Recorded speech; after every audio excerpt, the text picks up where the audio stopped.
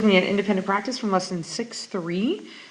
We're given this little diagram. We're told P is the circumcenter, and that is a very important piece of information.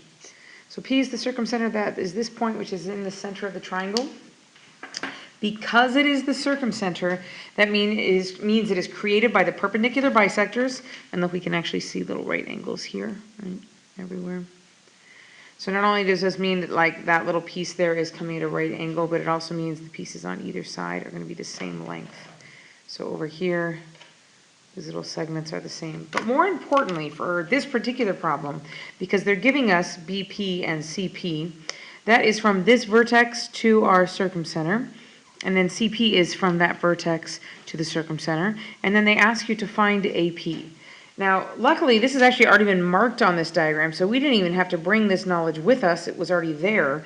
But the circumcenter is the point that is equidistant from the vertices. That means from B to P, so BP, that is the exact same length. So it is congruent to CP, which is also congruent to AP. All those are the exact same length. So we can use that to solve for x, which will then allow us to find any of those lengths, which are then all the same. So BP and CP, look, they are congruent.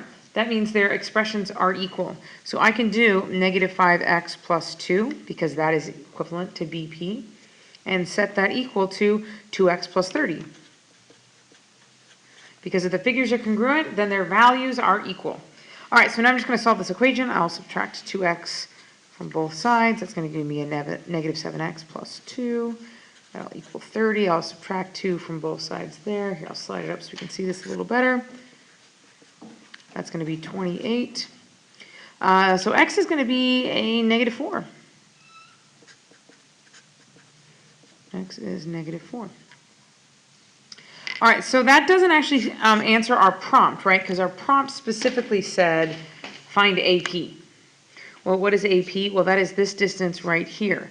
Well, if it's the same as the other two that I did in green, then I can find any one of their values, which means I can plug my x value of negative 4 into this or that, and that length will be the same as AP. So I'm going to do, let's see, x is negative 4, so I'll do negative 5 times a negative 4 plus 2. That's going to give me BP, so that's 20 plus 2, that's 22. Now it should be the same over here when I calculate, here, this is BP. Now if I do CP, that's the same idea. It's going to be 2x minus 30. So that's going to be 2 times my x value, which is negative 4 plus 30. That's negative 8 plus 30. Well, that is also 22. All right, so BP is 22. CP is 22.